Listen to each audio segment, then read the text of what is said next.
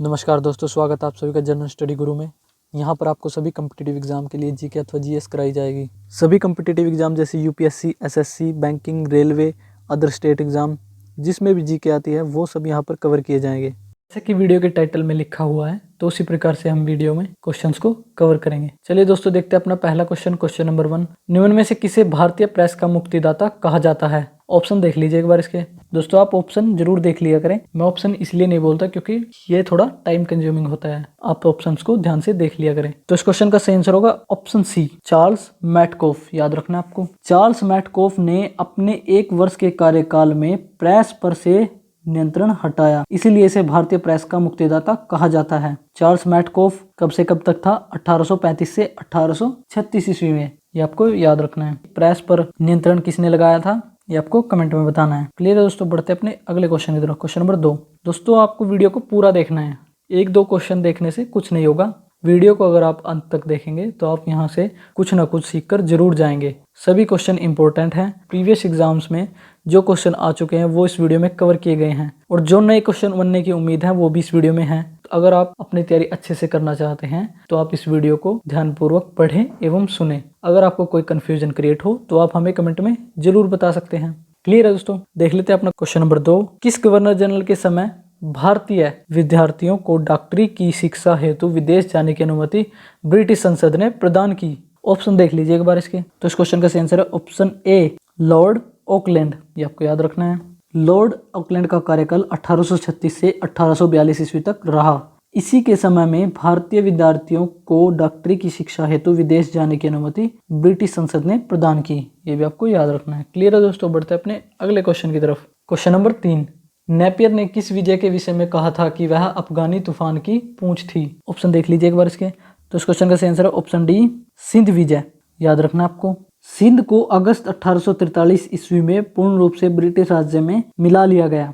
सिंध विजय के विषय में नेपियर का कथन है कि वह अफगानी तूफान की पूंछ थी। सिंध को कब ब्रिटिश साम्राज्य में मिला लिया गया? तो अगस्त 1843 ईस्वी में। ये आपको याद रखना है। वह अफगान तूफान की पूंछ थी, ये किसने कहा? तो नेपियर ने। क्लियर है दोस्तों? बढ़ते अपने अगले क्वेश्चन की तरफ। Question number 4। रविवार की छुट्टी की शुरुआत कब हुई थी? इंपॉर्टेंट क्वेश्चन है दोस्तों, ये आपको याद रखना है। एक बार ऑप्शन देख लीजिए इसके। तो इस क्वेश्चन का सही आंसर है ऑप्शन सी, 1843 ईस्वी में, 1843 में। रविवार की छुट्टी की शुरुआत 1843 ईस्वी में हुई। क्लियर है दोस्तों? बढ़ते अपने अगले क्वेश्चन की तरफ। Question number 5। नरबली प्रथा पर प्रतिबंध किसने लगाया था? ऑप्शन देख लीजिए एक बार इसके। तो इस क्वेश्चन का सही आंसर है ऑप्शन ए, लॉर्ड हॉर्डिंग ने। लॉर्ड हॉर्डिंग 1844 से 1848 ईस्वी तक गवर्नर जनरल रहा। इसने नरबली प्रथा पर प्रतिबंध लगाया। नरबली प्रथा पर किसने प्रतिबंध लगाया? लॉर्ड हॉर्डिंग ने। क्लियर है दोस्तों? बढ़ते अपने अगले क्वेश्चन की तरफ। Question number 6। किस गवर्नर जनरल का शासनकाल व्यपगत सिद्धांत के कारण अधिक याद किया जाता है? ऑप्शन देख लीजिए एक बार इसके। तो इस क्वेश्चन का सही आंसर है option C, lord Dalhousie. Dalhousie का शासनकाल उसके व्यपगत सिद्धांत के कारण अधिक याद किया जाता है। इस नीति के तहत अंग्रेजी साम्राज्य में कई राज्य विलय किए गए। जैसे सर्वप्रथम सतारा कब किया गया? 1848 ईस्वी में विलय। फिर जैतपुर, फिर संबलपुर, फिर बघाट, फिर उदयपुर और उसके बाद झांसी और फिर नागपुर। ये आपको याद रखना है। क्वेश्चन ऐसे पूछा जाता है कि सबसे पहले अंग्रेजी साम्राज्य में विलय किस राज्य का हुआ? तो आंसर होगा सतारा। कब? 1848 ईस्वी में। ये आपको याद रखना है। क्लियर है दोस्तों? बढ़ते अपने अगले क्वेश्चन की तरफ। Question number 7। भारतीय रेलवे का जनक किसे माना जाता है? इंपॉर्टेंट क्वेश्चन है दोस्तों, बार बार परीक्षाओं में पूछा जाता है। तो इस क्वेश्चन का सही आंसर है option C, lord Dalhousie. Dalhousie को भारत में रेलवे का जनक माना जाता है। इसी के समय में भारत में पहली बार 16 अप्रैल 1853 ईस्वी में मुंबई से ठाणे के बीच प्रथम रेल चलाई गई। इंपॉर्टेंट क्वेश्चन बनता है दोस्तों यहाँ से। प्रथम रेल कब चली? 16 अप्रैल 1853 ईस्वी में। किसके शासनकाल में? लॉर्ड डलहौजी के शासनकाल में। कहां से कहां तक? मुंबई से ठाणे के बीच में। कितने किलोमीटर? 34 किलोमीटर। ये आपको याद रखना है। क्लियर है दोस्तों? बढ़ते अपने अगले क्वेश्चन की तरफ। Question number 8। भारत में पृथक रूप से पहली बार सार्वजनिक निर्माण विभाग की स्थापना किसने की? तो इस क्वेश्चन का सही आंसर है ऑप्शन ए, लॉर्ड डलहौजी ने। इसने पृथक रूप से भारत में पहली बार सार्वजनिक निर्माण विभाग की स्थापना की। ये आपको याद रखना है। और इसी विभाग को आज पीडब्ल्यूडी के नाम से जाना जाता है, पब्लिक वर्क्स डिपार्टमेंट, लोक निर्माण विभाग। क्लियर है दोस्तों? बढ़ते अपने अगले क्वेश्चन की तरफ। Question number 9। भारत में पहली बार रेल कब चली थी? अभी हमने पिछले क्वेश्चन में डिस्कस किया। तो इस क्वेश्चन का सही आंसर है ऑप्शन बी, 1853 ईस्वी में। ये इंपॉर्टेंट क्वेश्चन है दोस्तों। कितने किलोमीटर? 34 किलोमीटर।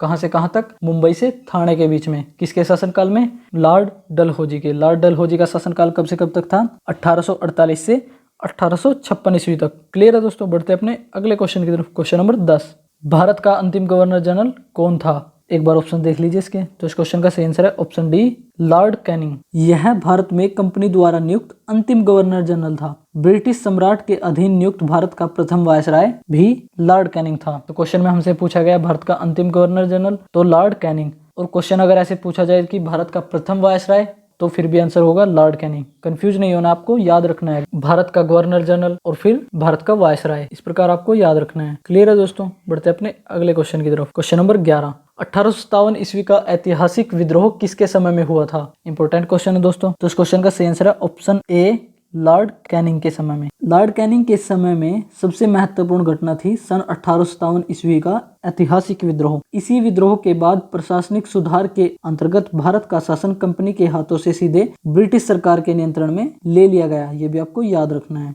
किस विद्रोह के बाद भारत का शासन कंपनी से लेकर ब्रिटिश सरकार ने अपने नियंत्रण में ले लिया? तो 1857 के विद्रोह के बाद। किसके समय में?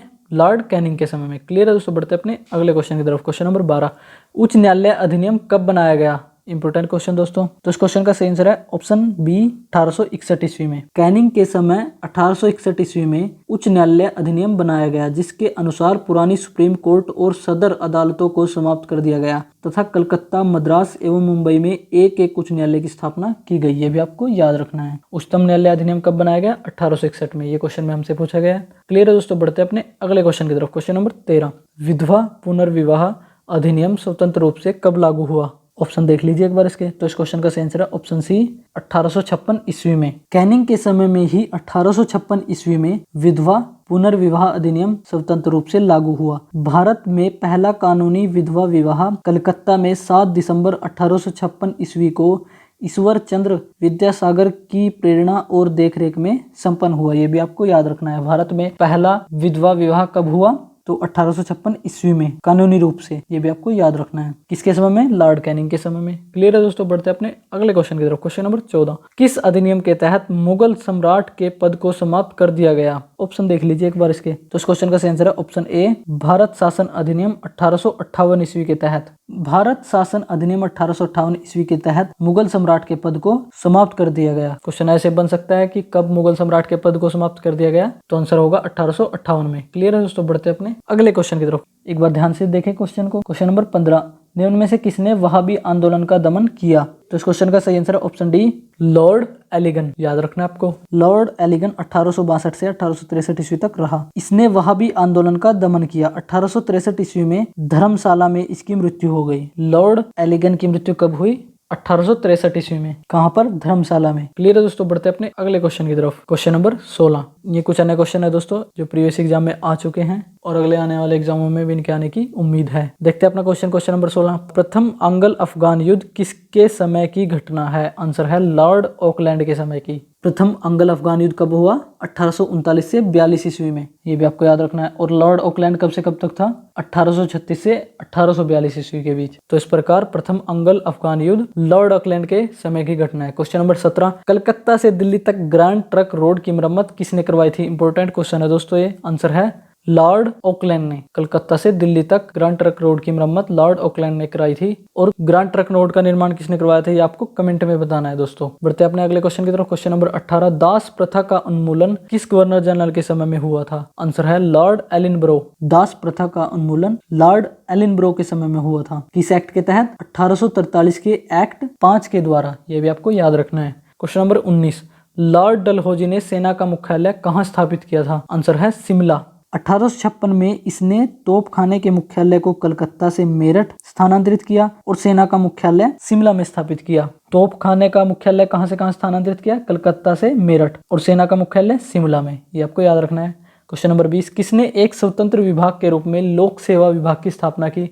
आंसर है लॉर्ड डलहौजी ने 1854 ईस्वी में एक स्वतंत्र विभाग के रूप में लोक सेवा विभाग की स्थापना हुई, जिसे पब्लिक सर्विस कमीशन कहा जाता है। क्वेश्चन नंबर 21, पहले भारतीय कौन थे जिन्होंने 1863 ईस्वी में लंदन में हुई सिविल सेवा परीक्षा में सफलता प्राप्त की? इंपॉर्टेंट क्वेश्चन है दोस्तों ये। तो आंसर होगा सत्येंद्रनाथ टैगोर। पहले भारतीय थे सत्येंद्रनाथ टैगोर, जिन्होंने लंदन में हुई सिविल सेवा परीक्षा में सफलता प्राप्त की। कब? 1863 ईस्वी में। क्वेश्चन नंबर 22, भारत का प्रथम वायसराय कौन था? आंसर है लॉर्ड कैनिंग।